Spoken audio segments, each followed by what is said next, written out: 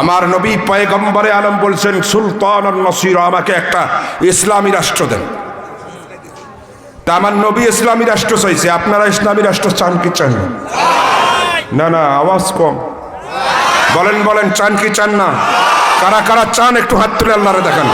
লিল্লাহে তাকবীর। আরে মুসলমানের তাকবীর দেন, লিল্লাহে তাকবীর। হাত নামান, হাত নামান। আপনারা না চাইলেও আগামী পৃথিবী মুসলমানের হবে। সুবহানাল্লাহ কয়টা? ভারত চাদর বদল করতেছে না? হ্যাঁ, ভারত চাদর বদল করতেছে না? আপনারা কি মনে করছেন আমরা কি জীবনে কল্পনা করতে পারছিলাম ঢাকা বিশ্ববিদ্যালয়ে যেখানে নাস্তিক জন্ম হয়, নাস্তিক জন্ম করার মানে জন্মার ওটা হলো মেশিন গান, আরে কথা কয় না, সেই জায়গার ভিতরে সার্জিস আর হাসানাত আব্দুল্লাহর মতো আবাবিলেরা জন্ম হয়েছে। আমরা ভাবতে পারি নাই বাংলাদেশের যুবকেরা, মনে করছিলাম এই ডিসেন্টিনার বদলে যে ভারতীয় সংস্কৃতি, ভারতের ঘৃণা এদের প্রতি কেন জন্মেছে। এই অনেক যুবক দেখতে পাচ্ছি, আমি কোরআন থেকে বলছি আগামী পৃথিবী মুসলমানের। অনেক মৌলবীরাই যুবকদেরকে দেখলে কয় ফাসিক ফাসিক ফাসিক। এ মৌলবী, ফতোয়ার ভাষা কম কর।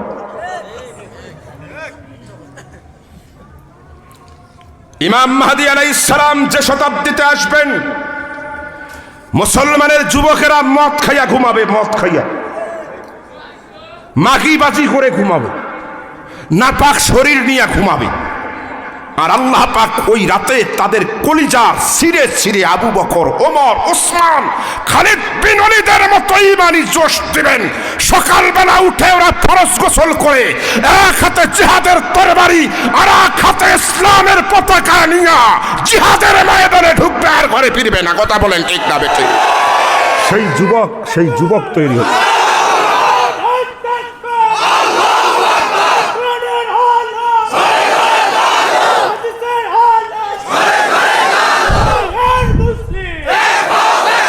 সুতরাং ভারতের সাথে অনেকেই আমাদের দেশে এখন কিছু বাড়াইছে, অনেক কয় না, দেখুন ভারত আমাদের প্রতিবেশী, তাদের সাথে আমাদের সম্পর্ক ভালো রাখা উচিত। শয়তানের পাছাঠেন, রাজনীতির ভাষা আপনি বোঝেননি। বাংলাদেশে ভারতের সাথে আমাদের যে দ্বন্দ্ব, এটা জিও পলিটিক্সের দ্বন্দ্ব নয়, এটা ভূ রাজনৈতিক দ্বন্দ্ব নয়, এ দ্বন্দ্ব হলো আমাদের ধর্মের আলোকের দ্বন্দ্ব। কথা বলেন না কেন? চলবে। আপনি বলেন কি? আপনি জেনে রাখেন, এটা দ্বন্দ্ব ধর্মের আলোকে। এর সমাধান জিহাদ ছাড়া হবে না, জিহাদের মাধ্যমে এর সমাধান হবে। কথা বলেন না কেন? চলবে। অতএব যারা দালালি করতে চান, ভারতের দালালি করেন, তবে মনে রাখবেন পরিণতি ভালো নয়। কেমন পরিণতি ভালো নয়? আল্লাহর নবী বলছেন, ভারতের পতন হবে সবুজ শ্যামল ছায়া ঘেরা মায়া ঘেরা দেশের যুবকদের দ্বারা। সবুজ শ্যামল ছায়া ঘেরা মায়া ঘেরা কাশ্মীর আর বাংলাদেশ, কথা কয় না? এগুলা খেলা তো আল্লাহ খেলাইতেছে। অনেকে মনে করছে আমরা তো আসতেছি, অতএব ভারতের সাথে আগে থাকি না, কোনো অসুবিধা নেই, আমরা আসলেই আপনাদের সাথে সম্পর্ক ঠিক হবে। ঘোড়ার ডিম এত সহজ মনে করেন না, খেলাটা হচ্ছে ওখান থেকে। ব্যাক কলের মতো কথাবার্তা, রাগ করছেন বুঝি? সবুজ শ্যামল দেশের যুবকেরা ঢুকবে, বন্দি করবে তাদের বাদশাদেরকে। মালিক শব্দের মালিক মানে একজন বাদশাহ, মুলুক এর মানে হলো বহুজন বাদশাহ। আমি চিন্তা করলাম, স্যার ভারত হলো একটা দেশ, মুজাহিদেরা যাইয়া বাদশাগুলোকে, এটা কেমন কথা? এই সেদিন বুঝলাম ভারত একটা দেশ হলেও 28টা অঙ্গরাজ্য, মুখ্যমন্ত্রী 28টা। কথা কয় না রে? রাসূল 1500 বছর আগে বলছেন, এই যুবকগুলো প্রত্যেকটা মুখ্যমন্ত্রীকে ধরবে, হাতে বেরি পড়াইবে, পায়ে বেরি পড়াইবে, হ্যাসরাইতে হ্যাসরাইতে, হাফাতাহুম হাদিসটা আছে, হ্যাসরাইতে হ্যাসরাইতে, বাসে করে নিয়ে যাবার না, প্লেনে করে নিয়ে যাবার না, হ্যাসরাইতে হ্যাসরাইতে নিয়ে যাবে। নিয়ে যায় বাইতুল মাকদাসের মধ্যে, মসজিদের সামনে ফাঁসি কাষ্টে ঝুলাইয়া ওদের শরীর থেকে কল্লাটা আলাদা করে দিবে। আমার নবীর কোনো হাদিস মিথ্যা হয়েছে নি? অতএব যুবকেরা, তোমরা তো জানো না তোমাদের হাতে কি আছে সামনে। এই জন্য আমি যুবকদেরকে বেশি কিছু কই না, কি করিস কর ভাই, শেষে খেলাটা তোমাদেরকে আল্লাহ খেলাইবে তোমাদেরকে দিয়ে। আরে কথা কর না কেন? যুবক তৈরি হয়ে নে। কিসের তোর রায় আর তোর কিসের শাবনুর মৌসুমী? তোর জন্য তো জান্নাতের হুর অপেক্ষমান। আল্লাহু আকবার বলেন না? অতএব মনে রাখবেন, একটা ধারণা, একটা ন্যারেটিভ কলিজা এবং মাথা দিয়ে নেবেন। ভারতের সাথে দ্বন্দ্ব জিওপলিটিক্সের নয়, এটা ধর্মীয় দ্বন্দ্ব। এর সমাধান জিহাদ ছাড়া নয়। কথা বলেন না কেন? বছর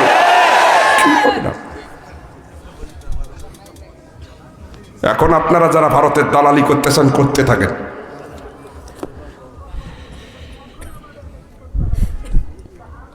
রাসূলুল্লাহ রাষ্ট্র চাইছি, সুবহানাল্লাহ বলেন না?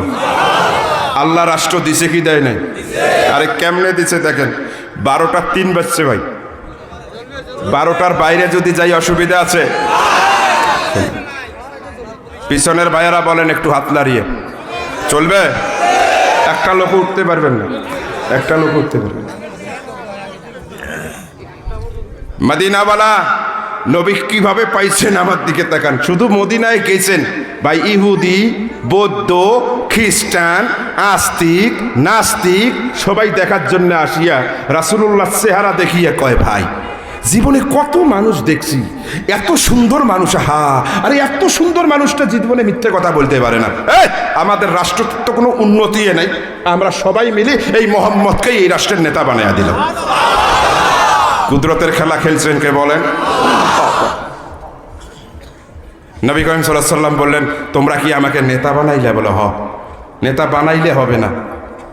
এতদিন দেশ চালাইছো কিভাবে? কয় মুখে মুখে হবে না। আমি দেশ চালাবো, একটা লিখিত সংবিধান করব। সুবহানাল্লাহ বলবেন না? কি লিখিত? অনেকে যে এই রাজনীতির কথা কয়, ওদের 14 গোষ্ঠীকে বলবেন, পৃথিবীর ইতিহাসে প্রথম লিখিত সংবিধান সক্রেটিস লেখে নাই, আলেকজান্ডার লেখে নাই, মাও সেতুং লেখে নাই। পৃথিবীর প্রথম লিখিত সংবিধান রাষ্ট্র চালাবার ক্ষেত্রে যিনি লিখেছেন, তিনি হলেন আপনার আমার কলিজার টুকরা নবী মুহাম্মদুর রাসূলুল্লাহ সাল্লাল্লাহু আলাইহি ওয়াসাল্লাম। রাজনীতি আমাদেরকে শিখান, রাজনীতির মূল মন্ত্র তো রাসূল শিখেছে। দেশ যে লিখিত রাষ্ট্রের একটা সংবিধান থেকে রাসূল প্রথমে শিখেছে। উনি কি করলেন? প্রথমেই দেশটার নাম পরিবর্তন করে দিলেন। নামটা ছিল ইয়াসরিব। উনি কয়, এটা হবে না, আমি যে নতুন নেতা হলাম এটা বিশ্ববাসীকে জানিয়ে দেওয়ার জন্য আমি এর নাম রাখলাম মদিনাতুল মুনাওয়ারা।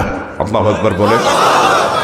ভাই নেতা পরিবর্তন হলে নামও পরিবর্তন হয় না? না কিছু লোক কয়, হুজুর ওরা ভুল করছে। এই যমুনা সেতু কিভাবে কি করলেন হুজুর? কি দরকার আছে এই নামটা পরিবর্তন করার? কি দরকার আসলো?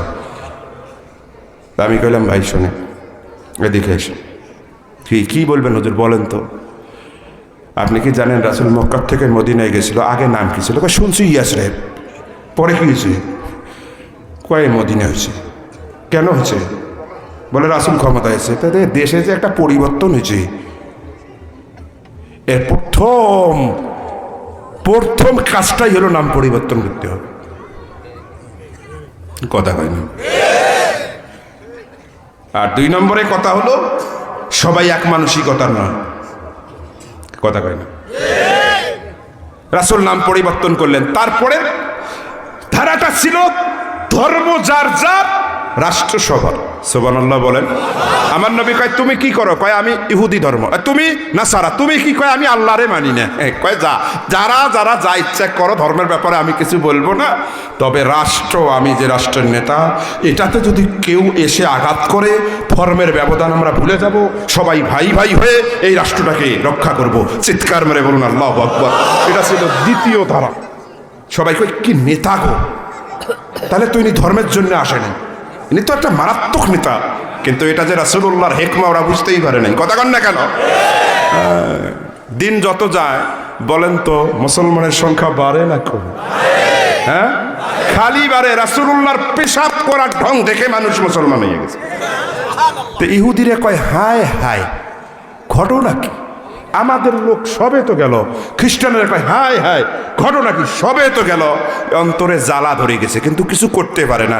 কারণ কিছু করলেই কথা কি, কেউ যদি এই দেশের বিরুদ্ধে ষড়যন্ত্র করে সবাই এক হইয়া ওকে কি করব, মাটির সাথে একে মিশে গেলাম, ভয় করে না। কিন্তু ওদের জ্বালা যখন বেড়ে গেছে তখন ওরা গোপনে গোপনে আবু জেহেল ওতবা সাহেবার ওখানে গেছে, চিঠি লিখছে, বলে ভাই এমন একটা ভুল করছি গো ভাই, নেতা বানাছি, লোকটা ভালো, কিন্তু আমাদের ধর্ম মনে হয় আর 2-4 বছর গেলে একটা লোকও থাকবে না, সব মুসলমান ওই মোহাম্মদের দলয়া যাবে। ভাই আমার জ্বালা রে ভাই, যতই হোক পূর্ববর্তী আমাদের বাপদাদার ধর্ম রক্ষা করা লাগবে, এক কাজ করো। বলে কি? তোমরা দলবল নিয়ে মদিনা আক্রমণের জন্য আইসো, তোমরা হবেন হানাদার, আমরা ভিতর থেকে হব রাজাকার। কি তোমরা হবে হানাদার, আমরা হবো কি রাজাকার? তাই না? কি বলা হয় গোপনে গোপনে? বলেন তো আল্লাহ গোপন ঘটনা জানে কি জানে না? আল্লাহ রাব্বুল আলামিন এবার সাথে সাথেই নবীর উপরে কোরআনের আয়াত নাজিল করে দিয়া বলেন, হাবিব 13 বছর আপনারে মেরেছে, আমি কিছু বলি নাই, প্রতিরোধের কথাও বলি নাই। এবার আপনার লালিত শত সাধনার ধন ইসলামী রাষ্ট্রের বিরুদ্ধে ষড়যন্ত্র করেছে হানাদার আর রাজাকার মিলে। দেরি করবেন না, আপনার সাহাবীদেরকে নিয়ে আপনি জিহাদের ময়দানে বের হয়ে যান। চিৎকার মেরে বলেন আল্লাহু আকবার। জিহাদ শুরু হয়ে গেল।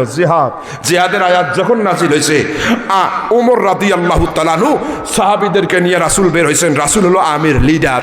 ওমর রাসূলকে 7 বার ক্রস করে সামনে চলে গেছে। সুবহানাল্লাহ। আমার রাসূল কয় ওমর লিডার, কিন্তু আমি কয় সরি হুজুর, আস্তাগফিরুল্লাহ। আবার এসছে, 7 বার গেছে। ওমরের চিন্তা হলো, কিরে 13 বছর কত কষ্ট, খালি আসুক না কেন, মার কাকে বলে কত প্রকারে বলতে। আরে ভাই, হাদিসের মধ্যে আসছে তরবারি বারে বারে খোপ থাকি বাই করে। আল্লাহু আকবার বলবেন না? আল্লাহর নবী কয় কি এখনো তো যুদ্ধ শুরু হয়নি, কয় ভুল হয়েছে হুজুর, আবার দেখেন না, এই 5ই আগস্টের বিপ্লবের পর কয় থাপড় খায় নাই কিছু। অনেকে কয় বাবা শাইখুল ইসলাম একটা কথা, তোমরা তো ভালো ওয়াজ করেন, হ্যাঁ ওই বলবেন ওয়াজের মধ্যে ওরা ভুল করছে, দেশে যেন আর গন্ডগোল না হয়, ওদের মারামারি যেন না হয়। হ্যাঁ, তারপরেও হয়, ফোন দেয়, কি হলো বাবা, কই এটা? আমি কই বাবা শোনেন, আল্লাহর নবীর সাহাবীর মধ্যে সবাই কিন্তু আবু বকর, ওসমান, আলী না, কিছু ওমরও আছে। কথা কয় না কেন?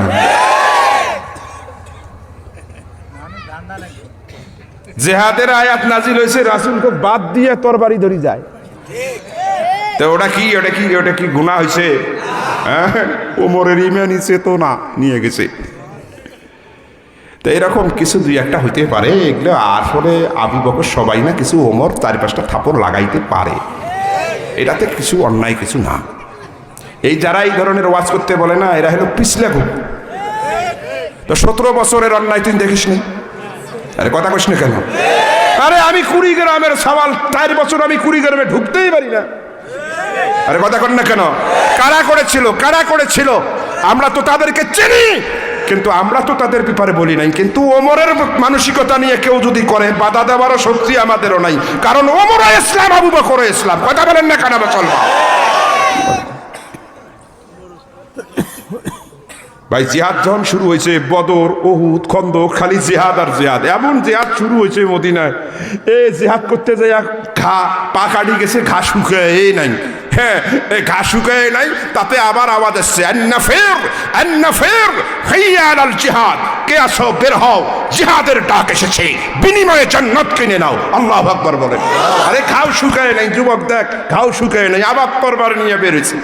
হাদিস শরীফের মধ্যে আসছে, এক সাহাবী 4 মাস জিহাদ করে বাড়িতে এসেছেন, ডাক দিয়া কয় বউ, এ বউ। যখন বউয়ে ডাক দিছে, বউয়ের কানের মধ্যে প্রিয়তমর যখন কণ্ঠ শোনা গেছে, পাগল নির্বেশে দৌড় দিয়ে এসে কয় স্বামী, এই যে দেন আপনার তরবারি দেন। তরবারি দিছে। কয় মাথার হেলমেটটা দেন, হেলমেট দিছে। বলে বর্মটা দেন, বর্মটা দিছে। এবার 2 চোখ 4 চোখের মধ্যে মায়ার নজর যখন আসছে, এমন সময় আওয়াজ এসেছে, আন্নাফির হাইয়া আলাল জিহাদ, কে আসরে জিহাদের ডাক দিয়েছে নবী। জান্নাত কিনে নাও জিহাদের মাধ্যমে।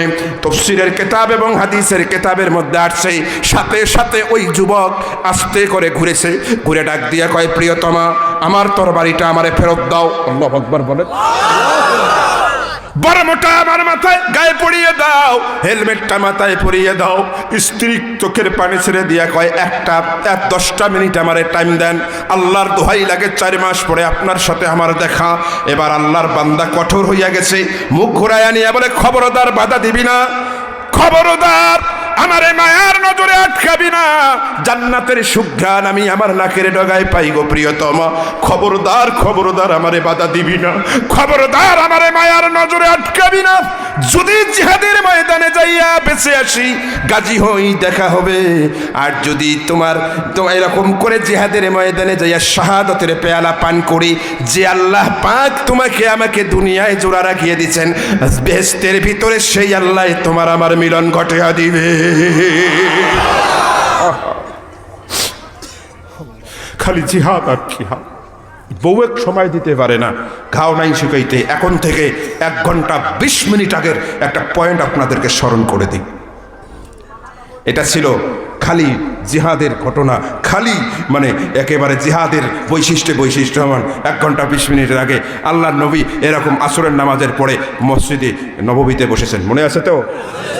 সাহাবীরা ঘেরাও করছেন, একজন সাহাবীর হাত ভাঙা, আর এক সাহাবীর এরকম করে কি হয়েছে, ঘাও শুকায় নাই, তরবারি। হ্যাঁ, আর এক সাহাবী 4 মাস থেকে বউয়ের কাছে যাইতে পারে না, সবাই ঘেরাও করছে।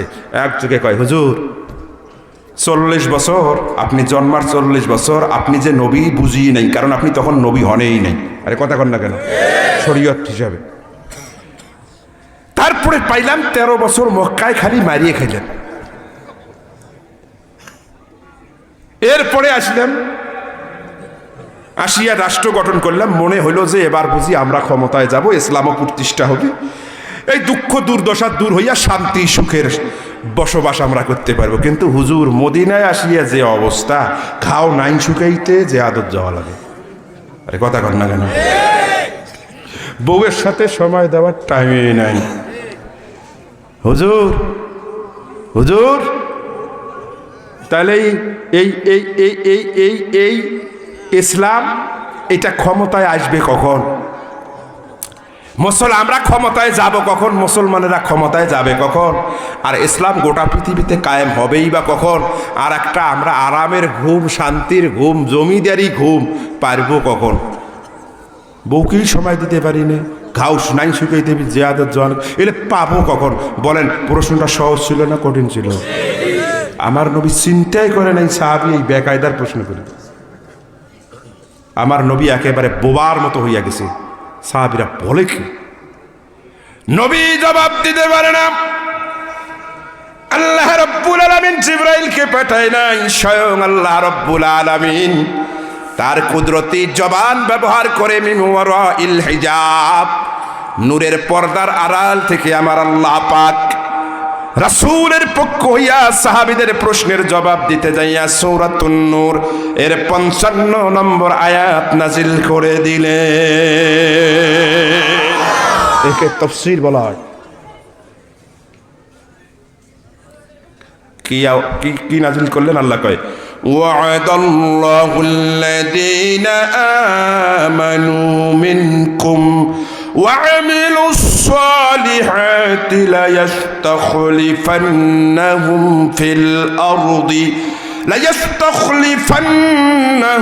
في الأرض كما استخلف الذين من قبلهم وليمكنن لهم دينهم الذي ارتضى لهم وليبدلنهم من بعد خوفهم أمنا।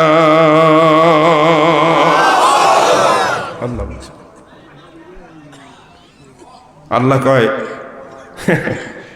নবী মন খারাপ করেন না, এদের একটু ইমানের কারণে এরা একটু মানে অতি আবেগী হয়ে গেছে।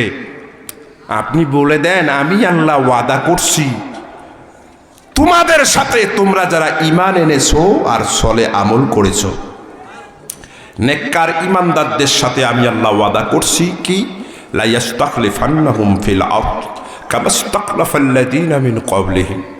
গোটা পৃথিবীতে আমি মুসলমানদেরকে অবশ্যই অবশ্যই ক্ষমতা দিব, যেমনই পূর্ববর্তী দাউদ আর সুলাইমানকে দিয়েছিলাম।